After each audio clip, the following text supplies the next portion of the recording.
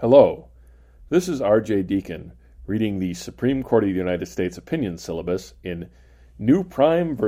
Oliveira, certiorari to United States Court of Appeals for the First Circuit. Argued October 3, 2018. Decided January 15, 2019.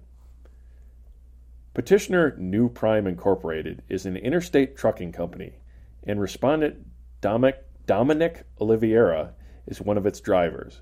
Mr. Oliveira works under an operating agreement that calls him an independent contractor and contains a mandatory arbitration provision.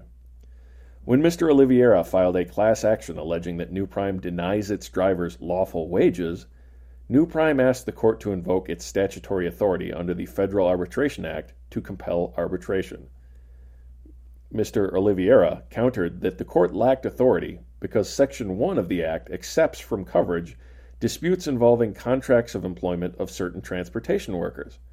New Prime insisted that any question regarding Section 1's applicability belonged to the arbitrator alone to resolve, or, assuming the court could address the question, that contracts of employment referred to only contracts that establish an employer-employee relationship, and not to contracts with independent contractors. The District Court and First Circuit Court agreed with Mr. Oliveira. The Supreme Court affirmed, a court should determine whether a Section 1 exclusion applies before ordering arbitration. A court's authority to compel arbitration under the Act does not extend to all private contracts, no matter how emphatically they may express preference for arbitration.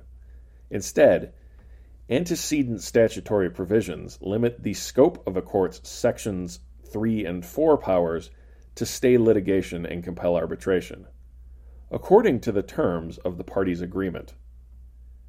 Section 2 provides that the Act applies only when the agreement is set forth as a written provision in any maritime transaction or contract evidencing a transaction involving commerce.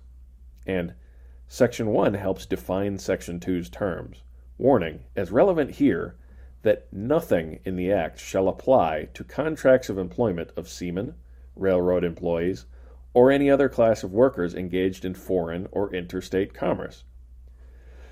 For a court to invoke its statutory authority under Sections 3 and 4, it must first know if parties' agreement is excluded from the Act's coverage by the terms of Sections 1 and 2. This sequencing is significant. Bernhardt versus Polygraphic Corporation of America. New Prime notes that parties' contracts contains a delegation clause, giving the arbitrator authority to decide threshold questions of arbitrability, and that the severability principle requires that both sides take all their disputes to arbitration. But a delegation clause is merely a specialized type of arbitration agreement, and it is enforceable under Sections 3 and 4 only if it appears in a contract consistent with Section 2 that does not trigger Section 1's exception.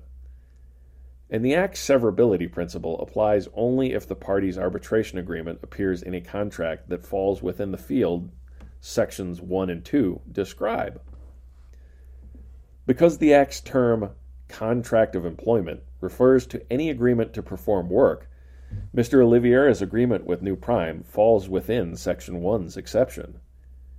It is a fundamental canon of statutory construction that words generally should be interpreted as taking their ordinary meaning at the time Congress enacted the statute. Wisconsin Central Limited versus United States, quoting Perrin versus United States. After all, if judges could freely invest old statutory terms with new meanings, this court would risk amending legislation outside the single finely wrought and exhaustively considered procedure that the Constitution commands. INS versus Chadha. The court would risk, too, upsetting reliance interests by subjecting people today to different rules than they enjoyed when the statute was passed. At the time of the Act's adoption in 1925, the phrase contract of employment was not a term of art, and dictionaries tended to treat employment more or less as a synonym for work. Contemporaneous legal authorities provide no evidence that a contract of employment necessarily signaled a former employer-employee relationship. Evidence that Congress used the term contracts of employment broadly can be found in its choice of the neighboring term workers, a term that easily embraces independent contractors. New Prime argues that by 1925, the words employee and independent contractor had already assumed distinct meanings. But while the words employee and employment may share a common root and intertwined history, they also developed at different times, and at least in some different ways. The evidence remains that, as dominantly understood in 1925, a contract of employment did not necessarily imply the existence of an employer-employee relationship. New Prime's argument that early 20th century courts sometimes used the phrase contracts of employment to describe what are recognized today as agreements between employers and employees does nothing to negate the possibility that the term also embraced agreements by independent contractors to perform work. And its effort to explain away the statute's suggestive use of the term worker by noting that the neighboring terms seamen and railroad employees included only employees in 1925 rests on a precarious premise. The evidence suggests that even seamen and railroad employees could be independent contractors at the time the Arbitration Act passed. Left to appeal the Act's policy, New Prime suggests that this court order arbitration to abide Congress's effort to counteract judicial hostility to arbitration and establish a favorable federal policy towards arbitration agreements. Courts, however, are not free to pave over bumpy statutory text in the name of more expeditiously advancing a policy goal. Rather, the court should respect the limits up to which Congress was prepared to go when adopting the Arbitration Act. United States v. Sisson.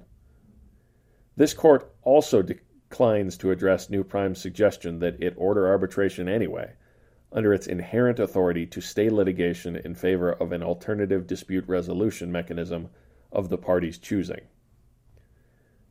The decision below is affirmed.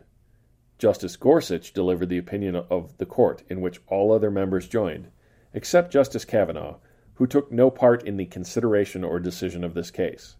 Justice Ginsburg filed a concurring opinion. Thank you for listening. If you'd like to get a hold of the podcast, we can be reached at rhodesscholar80@gmail.com. That's Rhodes, R-O-A-D-S, and 8080. Thank you.